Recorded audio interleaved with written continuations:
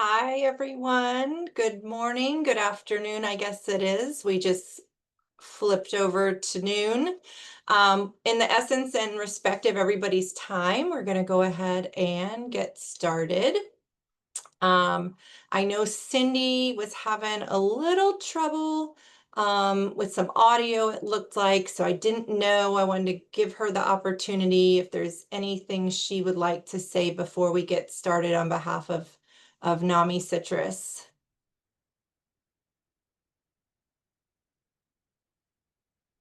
And she may still be having a little technical difficulties. That's okay. Um, so Cindy, if you need to butt in and you have something you want to cover, you just go ahead and do it and let me know. I have placed everybody on mute just to kind of cut down on background noise. Sometimes we forget or a dog starts barking. I will let you guys know that I obviously work for the fire department and I am in a location that there is a really fun doorbell and it will ring very, very loud. So if that happens, I apologize. I know some other groups have said they can't even hear it when it happens. So my microphone usually sorts it out. But just in case you hear a buzzer sound, I just have to wait for it to stop. I don't have any control over it. And we are a working fire department and it has to go on to keep you all safe and sound. Oh, there's Cindy. Anything you need to say before we start, Cindy?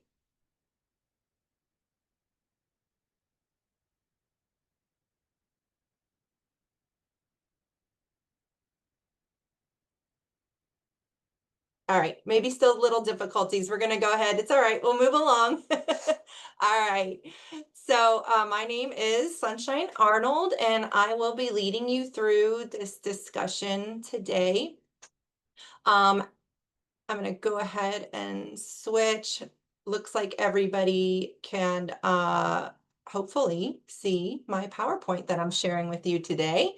Um, but I am really excited to be able to be presenting this information today. Cindy with NAMI, which I'm sure you all know, gave me a warm invitation to do this. So I do want to thank her and NAMI, all their amazing staff, especially the volunteers that do this out of the goodness of their heart and having been on their own journey in mental health, and also their families. We know that that's why they're doing this, and they're raising mental health awareness in our community and providing support and education, all to help make Citrus County better and healthier. So big thank you out to Cindy and her entire team. Like I said, I'm really thankful for this invitation to talk to you all today. Um, I have several friends on here who know how passionate I am about mental health and providing education, because that is essentially how we are going to help ourselves and our friends and our neighbors. So today we're going to talk about a super fun topic, anxiety. um, what it is, how it shows up, and how we can all better manage it. So whether you're here for yourself, a loved one, or just to learn, you're in just the right place and space with us today. So I did add this fun little photo to start us off. I do not make light of anxiety. It can be very debilitating, but I utilize humor in my personal life and in my practice and working with my firefighters and EMTs and paramedics and helping others. So this also sums up my personal relationship when anxiety gets the best of me, that most of the time I get really anxious, and then in the end, everything turns out okay, or as okayest as it can be. Um, I don't want to stop anybody from asking questions, so everybody's on mute. But if you have a burning question that you feel like you're going to forget, if you wait till the end, you can pop it in the chat or raise your hand, and I'll try to do a really good job of paying attention and making sure that we answer everybody's questions today. So I love a roadmap because it settles anxiety and it lets me know where I'm going, how I'm going to get there, why I'm on a journey. So this is our roadmap today for anxiety.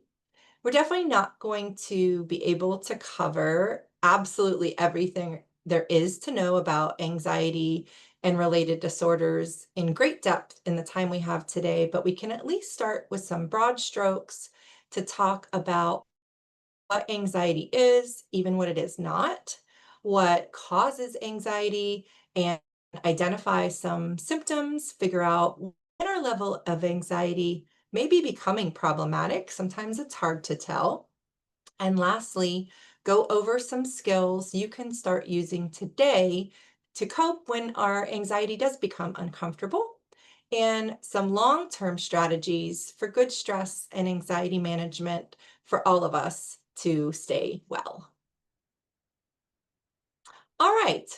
So there's lots of myths around mental health. So I think that's a super place to start. Um, there's a lot of misinformation, misunderstanding, and unfortunately, when we don't know about something and we're not sure how to get information, we kind of try to fill in the blanks ourselves. So that can lead to some myths. So dispelling the myths and talking about the actual facts is the first step in how we as a community can reduce the stigma and encourage people to seek help and support without feeling ashamed. Talking about anxiety as a normal human emotion openly helps us each to realize that we're not alone. We all can and will experience anxiety. It is not a bad word or a flaw in our character that we get anxious.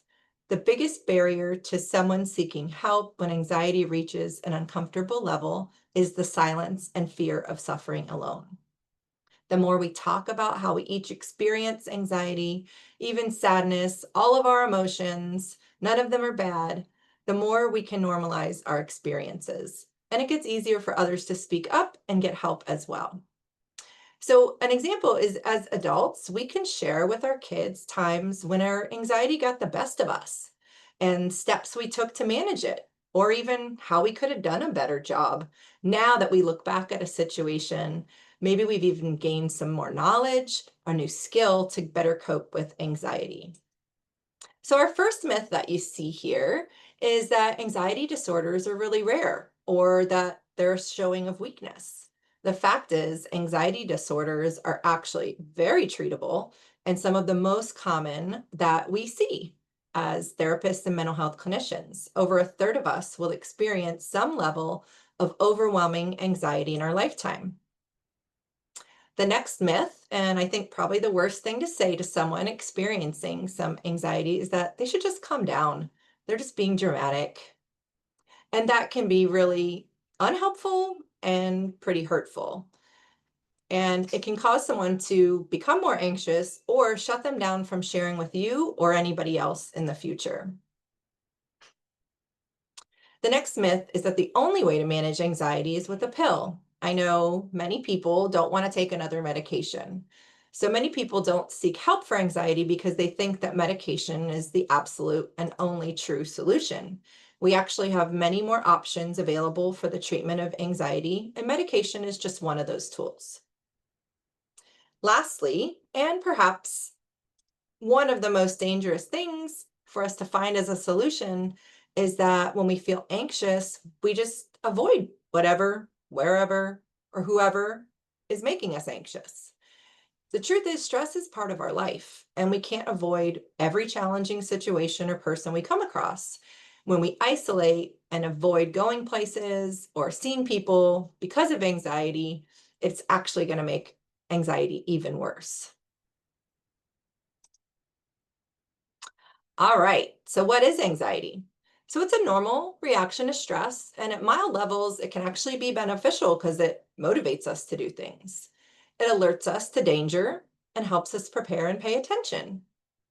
If any of you are unfamiliar with my little friend here, you haven't enjoyed the Inside Out movies, but if you have, you'll recognize this gal from the second movie, and she's the character representation of anxiety in the main character Riley's mind. Anxiety is constantly worried and focused on the future and what ifs and what's going to happen. And she's constantly generating worst case scenario projections in Riley's mind. What I love most about these movies is they really help kids and adults see that all of our emotions are normal and they're all necessary to keep us well. So if you haven't checked out the movies, I really recommend them whether you have a kid or not. So let me repeat that feeling anxious from time to time about things such as our health, our money, our school, work, family, it's totally normal. And thinking we can have a life completely free of any level of anxiety is an unattainable and unrealistic goal, just like it is to say, I want to feel happy all the time. Anxiety differs slightly from fear in that anxiety really has to do with a future event or situation with an uncertain outcome, where fear is a response we have to a present threat. Anxiety can be useful, like I said, it motivates us to prepare for an upcoming challenge or is related to a specific situation, like an upcoming job interview. And then anxiety subsides once that situation is resolved and over with. So, an example today, no matter how many hundreds of presentations I give, I always have a little anxiety and worry ahead of time. Is the technology going to cooperate? Will I stumble over my words? I haven't yet, but I probably will. Anxiety is our brain's built in alarm system, and it should turn on and off, just like we turn our alarm on and off at home to protect us. Anxiety becomes problematic when it causes people to try and avoid situations that trigger or worsen symptoms. The issue isn't that anxiety exists, it becomes a problem when it's excessive and persistent. It's when the alarm keeps going off, even when there's no real danger, or the alarm is completely out of proportion to the situation or hinders our ability to function normally in day to day life. All right, trying to keep my eye in the chat. Raise your hand if I missed something. So, what causes anxiety? When anxiety becomes excessive, it usually doesn't have a single solitary cause. It's often a mix of our biology, psychology, life experiences, can even include trauma, chronic stress, illness, or substance use. When we look at one of those causes is our genetics. Anxiety disorders can run in families, which suggests that there's a genetic component at play. When we look at another possible cause in our brain chemistry, neurotransmitters like GABA, an inhibitory neurotransmitter, which calms the nerves, and serotonin, which is a monoamine neurotransmitter involved in things like regulating our mood. If there's imbalances in those chemicals that are meant to do positive things for our mood, and maybe even other neurotransmitters in our brain, it can contribute to the development of an anxiety disorder. Even certain personality predispositions, like being shy, may lean someone more towards anxiety than another. Those who have gone through traumatic experiences, have lived through life threatening situations, even when your job, like our first responders and our military, they increase their exposure to stressful situations. They have an increased risk for anxiety to rise to a problematic level. Even a major stressful life event like divorce, sudden financial issues can increase anxiety. Then we have, as I mentioned, medical conditions like thyroid issues, heart conditions, other medical things can also trigger symptoms of anxiety. Alcohol and substance use and withdrawal from these substances can also exacerbate someone's anxiety. Many individuals actually turn to alcohol and substances in an attempt to cope on their own with anxiety. And unfortunately, eventually, it usually compounds the problem. So some of these things we can change, some of these things we cannot. So we can't change our genetics. We can't change if we have brain chemistry imbalances, but we can absolutely change some of the other things, how we manage our stress, as well as how we respond and cope with the anxiety. So I want to talk a little more first about anxiety and the brain because it's kind of interesting and helps us understand what's going on. Um, so let's take a closer look at that. When we're anxious, our brain gets stuck in survival mode. Think of it like I said, the smoke detector, the alarm going off every time you toast bread, but there's no fire, there's no smoke. Eventually, you even stop trusting your own reactions because they're an overreaction. There's several parts of our brain and nervous system involved when that alarm gets stuck in on mode. So your amygdala, it's a small structure in your brain, regulates emotions like fear and aggression. Then we have the prefrontal cortex, which is located in the frontal lobe of our brain, and it's responsible for the higher level stuff, cognitive functions like planning and decision making and expression of our personality. Also at play is our sympathetic nervous system. So that's part of our autonomic system that mobilizes our body's resources for stress and danger. Essentially, our fight or flight is involved. We can have an increased heart rate, increased blood pressure, increased breathing, among other things.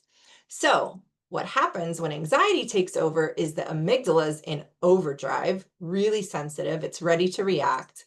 The prefrontal cortex isn't functioning optimally. So, normally, when we can organize and think things through, now we can't think as clearly.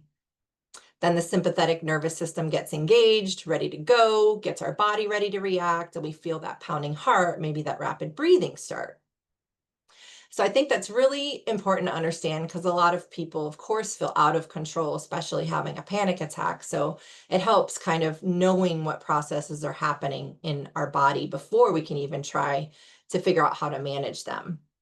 If you're not familiar with this piece of work, I love it. It's beautiful. There's several versions, but it's called The Scream by a Norwegian expressionist, Edvard Munch. I'm not sure if I'm pronouncing it correct. But this is the pastel version and my favorite from the artist and he actually hand painted a poem on this one. And it detailed what inspired him for this work. And it described him as trembling with anxiety in the poem he wrote on it. And even in 1893, when he created this, anxiety was part of our world. And if you look at this, looks pretty scary and debilitating, even for this artist. So today we likely have called the experience that not only he painted, but he described in the poem as having a panic attack. So let's look next about some of the common symptoms. So anxiety shows up both in our body and in our mind. And while this is not a completely exhaustive list, trust me, it highlights some of the more common symptoms I hear.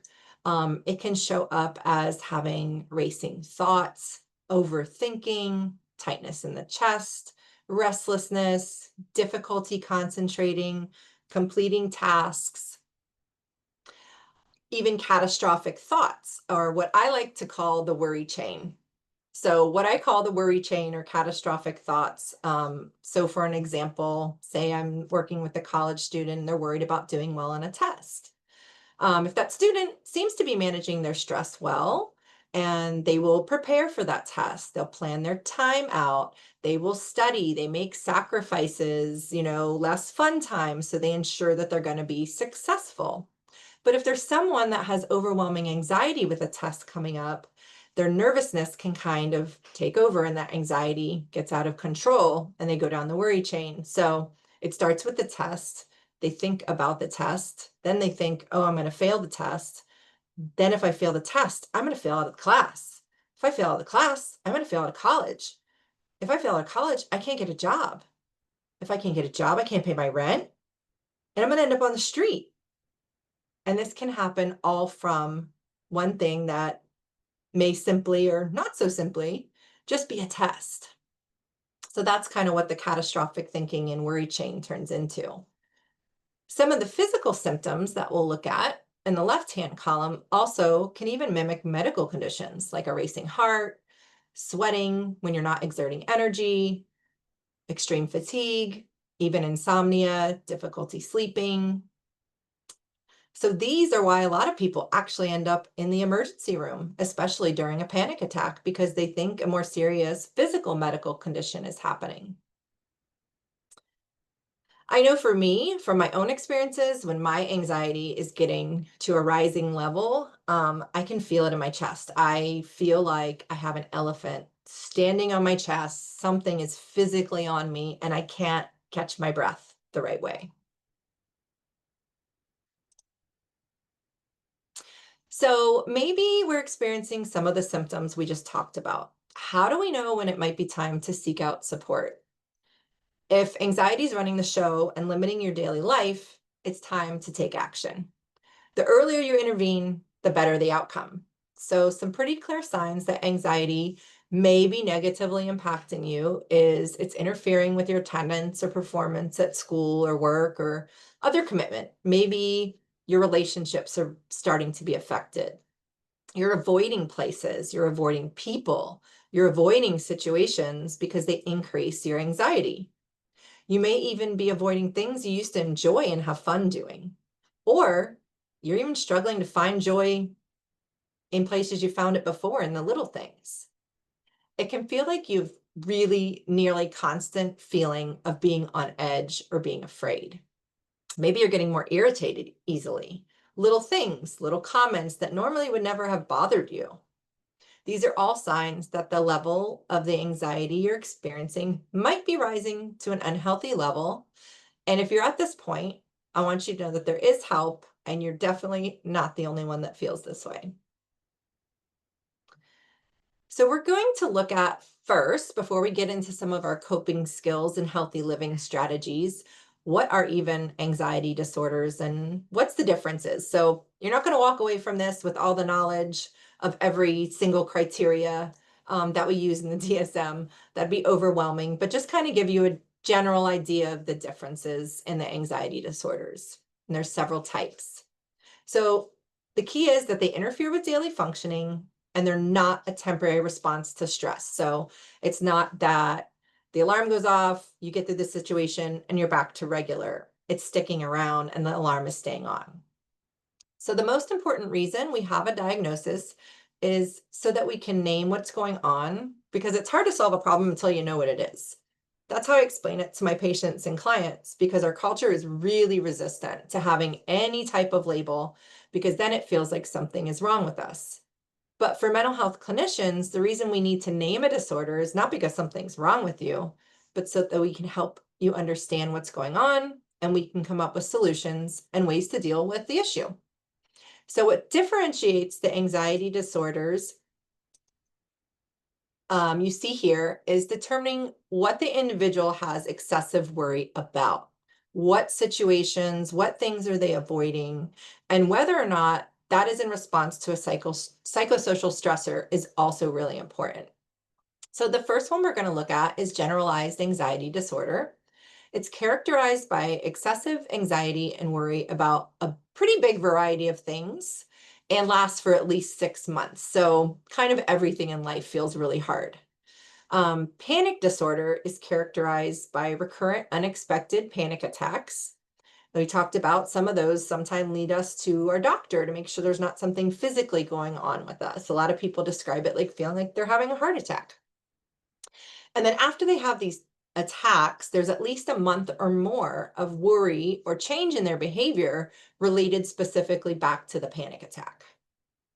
Social anxiety disorder is characterized by a marked fear and anxiety about social situations, being around other people, having to talk, having to engage. Um, and the individual's really worried about being exposed to possible scrutiny by other individuals. Agoraphobia is characterized by the fear or avoidance of multiple situations due to thoughts that you can't get away, that it might be difficult, or you're not going to be able to find help in case panic sets in.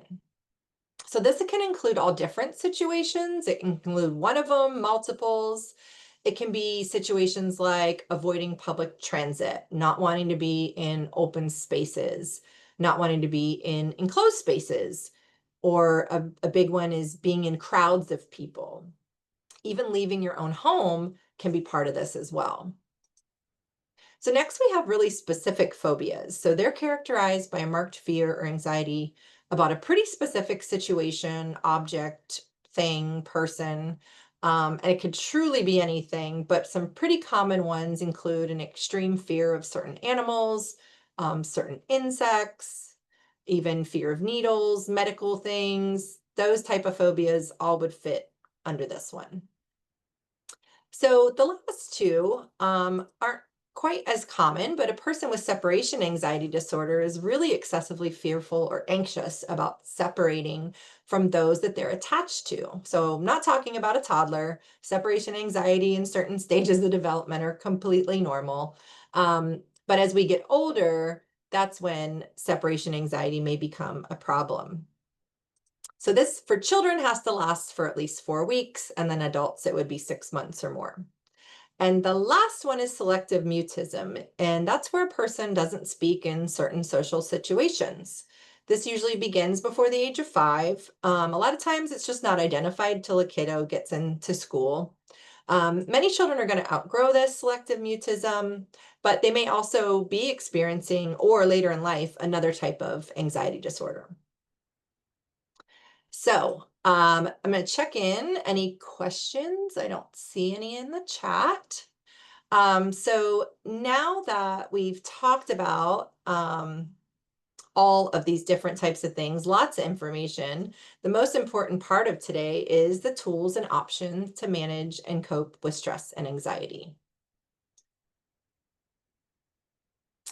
So I am going to provide to NAMI a handout for you all. So I'm going to cover a lot of things in the next 2, 3 slides. So don't think you have to take a lot of notes, especially about these coping skills. I put them all in a handout for you so that you can try them out at home on your own, or share them with a friend or a loved one that might benefit from them. So not to worry, whatever email you registered with, you'll be able to get a copy of the handout. So I'm not going to get high on my soapbox about how our fast-paced lifestyle, our need for instant gratification has really, unfortunately, increased our anxiety and decreased our ability to exercise patience. All these skills are to help do the opposite, help you to remember to slow things down, including our thoughts. So these are some easy to learn skills, really beneficial when we feel our stress level increasing and just need to achieve a sense of calm. So that being said, not every tool works for every person. And after some practice, you can find which ones work best for you. So we're going to start at one of my favorites. And that is to use slow, relaxing diaphragmatic breathing, also called belly breathing, called lots of different things. There's lots of different versions. But this really encourages deeper, slower breaths to promote relaxation. So I think it looks like pretty much everybody's got their camera off. That's okay. So hopefully with your camera off, you feel even more safe to try this out with me, especially if you have not done it before. And so I invite you, if you need to turn your camera off, you can, but we are in a safe zone. There's no judgment here. So we're going to try belly breathing right now together, just really briefly. When you do this in practice, you're probably going to do it much longer, several minutes to really get the benefit.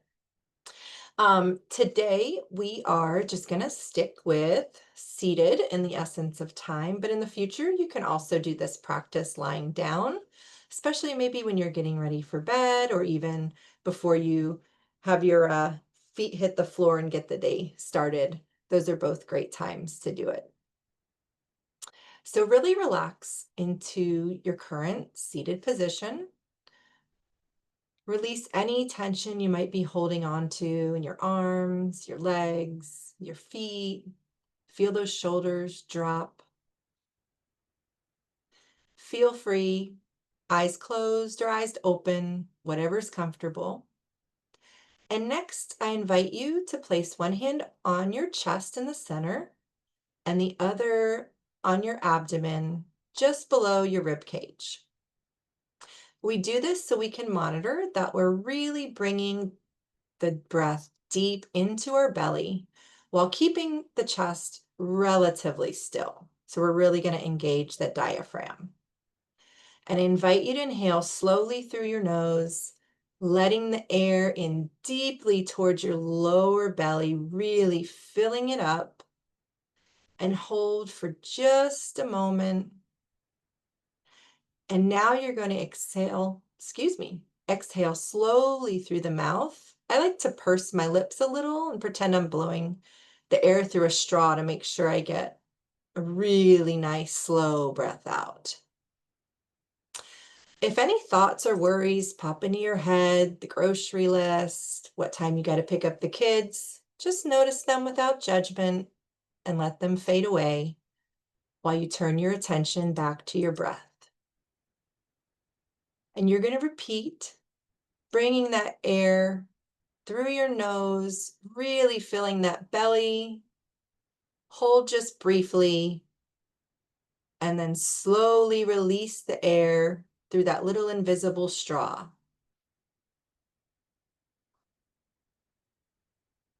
One more time. Draw the air slowly in through the nose, filling that abdomen up. Hold that breath just briefly and slowly out through your lips.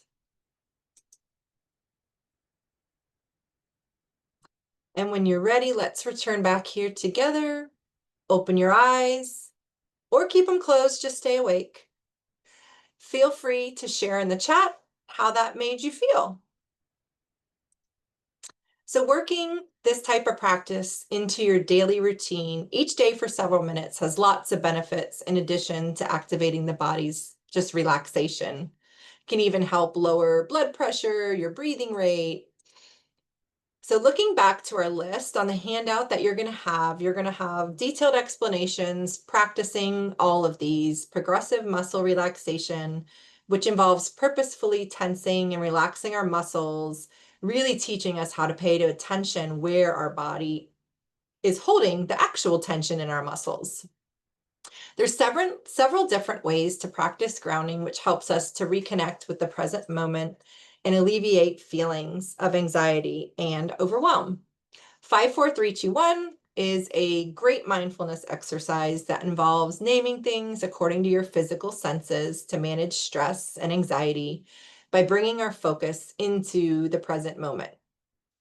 Other grounding techniques can include engaging our senses, such as having a favorite object to touch nearby. I keep a couple little worry stones on my desk that different people have given me, different types of rocks that have, you know, clarity and calming things about them. I also using our taste, we can use a really strong savory flavor or strong sweet or sour thing that helps us to bring back and be in the present. I like to keep Sour Patches on my desk for that.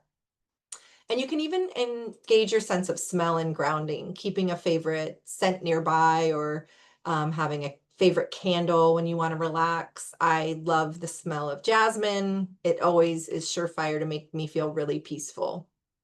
And then even just through our listening, closing our eyes, taking in the sounds around us. We're always moving so fast and doing so many things. We really don't take the time to engage all of our senses. It's a really great exercise too to do outside. Close your eyes, really listen to the sounds around you. I really enjoy Whispering Pines Park for everybody in the Inverness area. That's one of my favorite places to do some grounding work and use my senses. So imagery is another great tool when stress is mounting. Having a place that we can take an instant 10-minute vacation to whenever we want our mind to go somewhere else. It's a great way to interrupt mounting stress. So the last tool is to also learn how to confront when we're having irrational thoughts. We all have automatic thoughts that pop into our brain. I'm going to fail. I'm not good enough. Everybody's going to think I'm dumb. And they magnify anxiety. They come, you really send us off track. And if we don't stop and confront them, they can really build and make anxiety worse. So using challenging irrational thoughts is really where we just compare the evidence we have that either the thought is based in fact or fiction. And then you can use what we call Socratic questioning to further investigate that thought. So some examples that are going to be on your handout is asking, is it based on facts or is this thought coming from feelings? What would my best friend say to me in this situation? What would I tell a friend if they were in the same situation? Then, how likely is it that this fear or anxious thought's going to come true? Is it even possible? Of all the outcomes that could happen, which one's the most likely? And then, yeah, sometimes you got to say, what if my fear does come true? What's going to happen? Is it going to matter in a week, a month, or a year? Those can all be really helpful. All right. So these are, in addition to our coping skills that we can use in the moment, these are the healthy habits and strategies we can work into our routine to really improve our ability to manage stress and anxiety long term. All these healthy habits and strategies, they're good for overall mental wellness. Same things I review every single person I work with, no matter whether the chief complaint is anxiety, trauma, depression, any other disorder. I always ask about these things because that's kind of our first clue that we need to just, in general, take better care of ourselves to ensure that we have overall good mental wellness. So, first one is supportive relationships. Having people in our lives we can count on is really important. And I think we realized this when we went through the pandemic, right? That our connection to people is so vital to feeling well. Um, so it's really important. It lowers stress hormones, even. So we all need someone we can talk to, we can vent to. We don't want answers or advice. We just need someone to listen to us. So I call these your 2 a.m. friend, a person you can count on no matter what, even if it was in the middle of the night. And I know some of you are sitting there, I don't have a 2 a.m. friend. And I've been there too. And sometimes it changes who the 2 a.m. friend is, right? Maybe they're going through a crisis and now you need a new 2 a.m. friend. If you don't have one, you're not alone. It's hard for a lot of people to come up with this. Um, it may even feel hard to trust someone that much, to let them know you need them in the middle of the night or in the middle of the workday. Or you feel like you're being a burden, right? But if we all need a 2 a.m. friend, we all know we can also be the 2 a.m. friend. So if you don't have one yet, a therapist is a great way to come up with a 2 a.m. friend, kind of a substitute. Please don't call your therapist at 2 a.m. That is not what I'm saying. Many of us may not answer the phone, but they can help you identify who those people are in your life. Sometimes they're there and you just don't know who they are yet. So next is really good quality sleep. I will be the first to say I have definitely slacked on this most of my life. I've tried to get along with 4 to 5 hours, and at the mature age I am, I realize I can't do that anymore. So I'm really, the last couple of years, prioritizing quality sleep. It is the most underrated hero of mental wellness. There's even research showing us it's more important than working out. We're learning more and more every day about how important it is for our body and our mind. It's foundational for our bodily functions. Consistently getting enough sleep is really, really essential for good mental well being. So, some quick sleep hygiene tips. You can find lots more, but consistently getting 7 to 9 hours as an adult. Waking and sleeping at the same time every day, even on the weekends, is really the best thing to do. Limiting screen time, limiting TV, video games, our phones, especially that hour before bed. Get off of anything emitting those lights. They really like to get our brains going and make it harder to sleep. Of course, a balanced and healthy diet, lots of fruits and vegetables, whole grains, those things help to ensure that we get adequate vitamins and minerals. And also, water is a big one. Might seem silly, but yes, as a therapist, I ask people how much water they drink on their first visit. Sometimes some of these really basic things can make us feel so much better. So, physical activity is still essential. It helps provide a regular release for that tension that builds up. I'm not saying you got to hit the gym, hit the free weights, start doing competitions. This can be walking, gardening, yoga, Pilates, dancing. I love going on YouTube and finding dances to learn. I just make sure my house is empty when I do it because they'll make fun of me and my kids will take a video, all that kind of stuff. But do something that makes you feel joy. And I can't remember what audiobook recently, but that's where I came up with I need to dance because it was the therapist that wrote the book said, think about what made you happy when you were a kid. And for me, that was dancing. So I just started dancing again in my house. All right, so anything that gets your body moving is going to help release that trigger of endorphins, which are our body's natural mood booster, aids in stress reduction, as well as anxiety. Spending time outside in nature, soaking in some rays, as long as you got your sunblock on, also helps us boosting our serotonin, which is a neurotransmitter that helps with those feelings of happiness and well-being. Being outside in natural sunlight helps to regulate our body's natural sleep wake cycle, our circadian rhythm, and it's really crucial to help with that restful overnight sleep and our overall mood. So, a lot of these kind of play on each other. So, if you make little improvements in each area, it can have a huge benefit overall. So, mindfulness or practice of being aware and in the present moment without judgment also helps to lower stress. Our lives and the way our culture demands so much of us really has created the need for us to slow down and really just be in a moment. So, along with the ideas in the handout you'll get from me through NAMI, there's tons of resources free online, practicing mindfulness in your daily life. Just make sure they're reputable from an educational institution or a licensed mental health clinician of some sort. TikTok's got all kinds of good information and sometimes not the best information. Another one, practicing gratitude is even easier than mindfulness. It's simply being thankful and making that part of your daily life. Every day, just look for things to be thankful for. It could be as simple as telling someone thank you for anything you appreciate about them. Thanks for always being to work on time.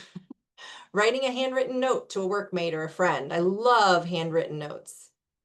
I challenge myself every day, try to find 3 things to be grateful for. And most of them have I try to make them not to do about money or finance or things like that. So sometimes I'm thankful I have air conditioning, I have food, I have a bed to sleep in. Other days, I'm thankful to just be home and then be with my family, be with my kids. Some days, I'm thankful I made it through the day. So practicing gratitude helps us to find things to be grateful for every day because let's face it, sometimes the world, the news, social media seems to remind us that there's lots of bad stuff. So when we practice gratitude on the good days, it makes it finding gratitude easier when things get really, really challenging. Engaging in social activities, especially as we get older, and even enter retirement, like going to community events, spending time with friends, continuing, our learning journey throughout the lifetime, volunteering, they're all great ways to combat loneliness and nurture that social connection we all need outside of our house. Next, nobody likes hearing this, but limiting screen social media time is getting more and more important now that we've had it around for a while and there's some research. We kind of understand how it's contributing, sometimes negatively, to our wellness.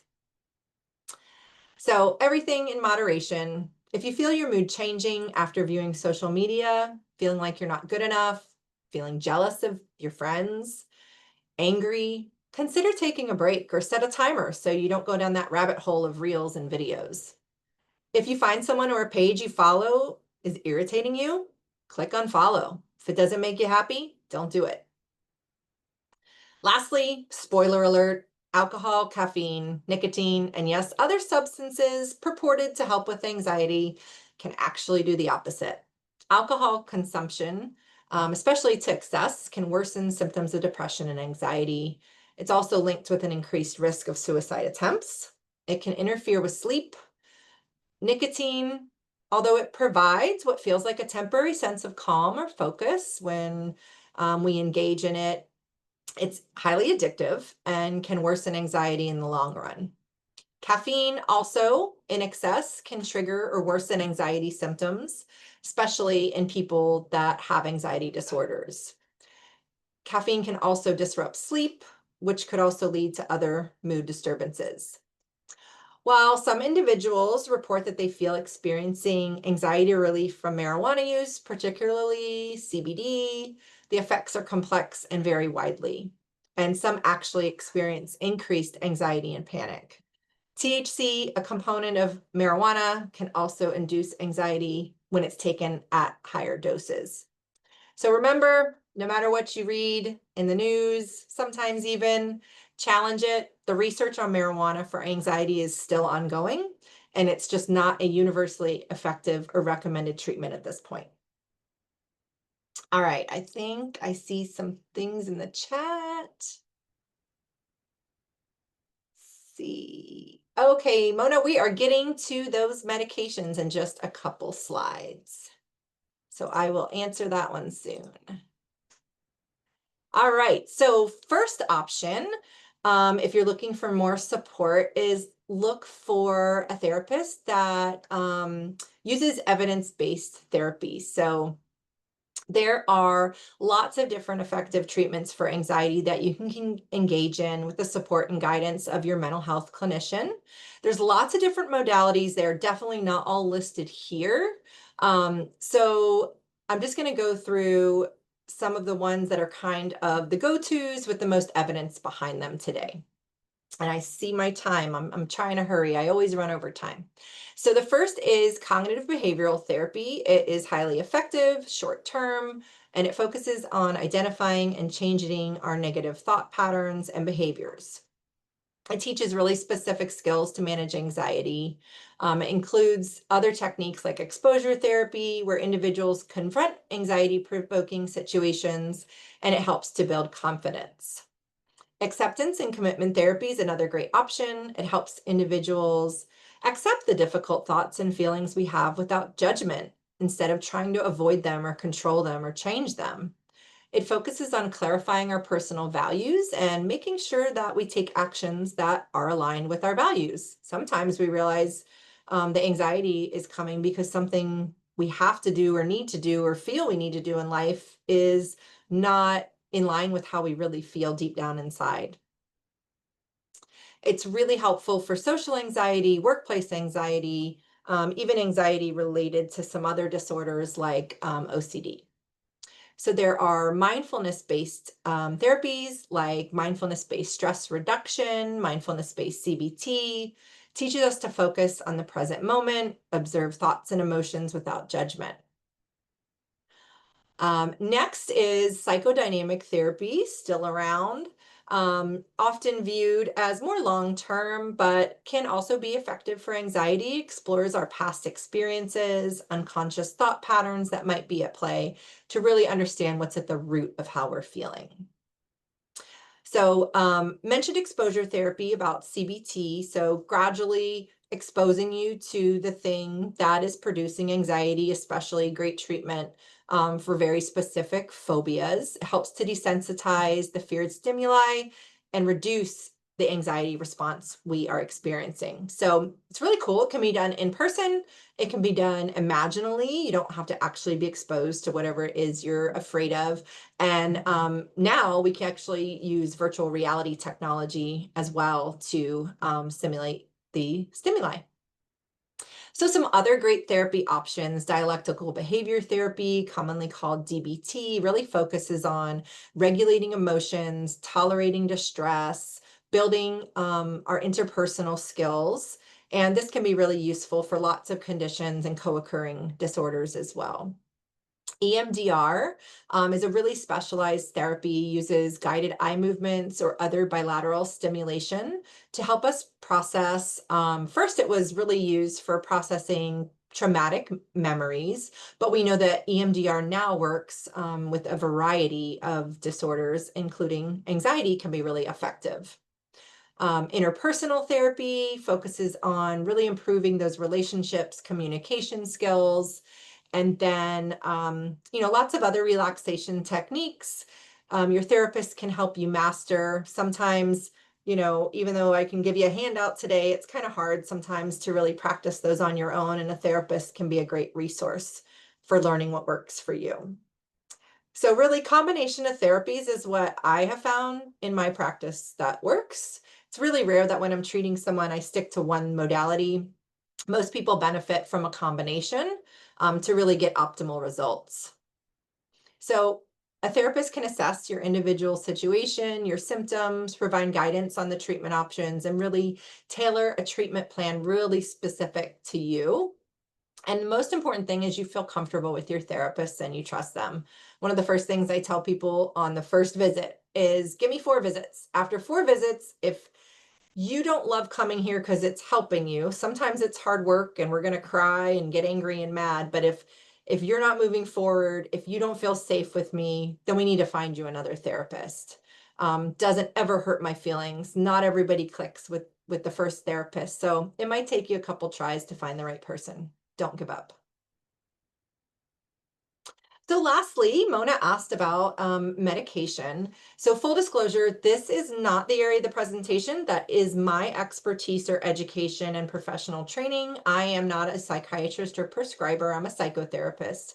But I do keep myself up to date with different medication options so that it's something the client and I can talk about and really explore.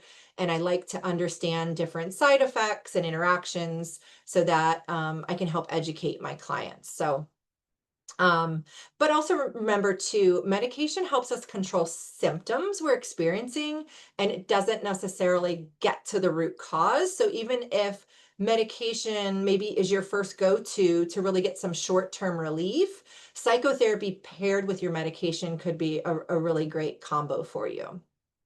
So it's best to utilize the expertise of a psychiatrist. If you're going to look at the pharmaceutical options, they really specialize in these medications. And if there's something wrong with our heart, we go to a cardiologist. If there's something wrong with our knee, we go to an orthopedic doctor. So I really encourage you see a psychiatrist to really manage mental health medication. So we'll go through these briefly. So we have what are called SSRIs, selective serotonin reuptake inhibitors. These are antidepressants that can be prescribed for anxiety disorders because they increase serotonin levels in the brain. So the stuff that makes us feel good. Those are like Lexapro, Paxil, Zoloft, Lustrol. SNRIs, serotonin norepinephrine, reuptake inhibitors affect both serotonin and norepinephrine levels. So those are like duloxetine, venlafaxine. Then we have benzodiazepines. They are really most effective short term. So those are Klonopin, Xanax, Ativan. I think I got everything. Generally, they really should not be used long term due to the risk of dependence. So they're kind of get you through a period and then hopefully get you either off of them and onto something else or engaged in therapy. So other medications, one of them is Boost Bar. It's another medication that I believe generally prescribed for like general anxiety disorder. So this is not an exhaustive list. Again, I am not a psychiatrist. These may not be all the medications. You could be prescribed something else. So could your family member. So just because it's not on this list doesn't mean it's good, bad, or indifferent. Definitely consult with your psychiatrist. All right, I always talk too long. I'm sorry. So this is where I'm about to leave you. So I like to always give resources. So NAMI Citrus, of course, they are our awesome local mental health champion. There's also National NAMI that has lots of great things you can engage in. Again, all for free usually. I A lot of people ask, how do I find a good therapist? I don't want to just Google somebody. Word of mouth is great, right? Somebody recommending to you somebody that was able to help them through something, or maybe they weren't going through a tough time. They just wanted to learn some of these skills we talked about. So word of mouth is a great way to find a licensed mental health clinician. But I also wanted to recommend something online you can do on your own. Psychology Today, it's really great, has lots of filters. You can narrow down your search for insurance, location, in person, telehealth, what gender you want, what religious background, all kinds of specifiers. And each therapist also adds information about their own practice, their perspectives, what modalities they used, what their own beliefs are, so you can find somebody that matches up with you. You know, if you're Christian, maybe, I don't know, maybe a Buddhist therapist may not be a good fit for you, right? So that's kind of an example, and you can really hone down. If insurance is a barrier for you right now, we also have our local providers, our Lifestream and Langley Health right here. They provide both psychotherapy and medication management. I hope everyone knows 988 is our national crisis and suicide hotline. 24/7, 365 days a year. You can phone, you can text, you can web chat if you need somebody to talk to in an emergency. So there's also lots of really great books on anxiety, but I wanted to share this one. It's one I've read in the last year, and it's like my favorite recommendation right now. Jonathan Haidt is a brilliant psychologist and writer. He's got several other great books, but I really love this one since we're talking about anxiety. It's called The Anxious Generation. Um, Really focuses on a lot about Gen Z, but it can be translated to all generations, especially if you're raising a kid in this skyrocketing technology, social media obsessed post pandemic world. This is a great book. Um, so I feel like I've been talking forever. With that, I know we don't have a lot of time left, but I'll open it up to any questions you all might have.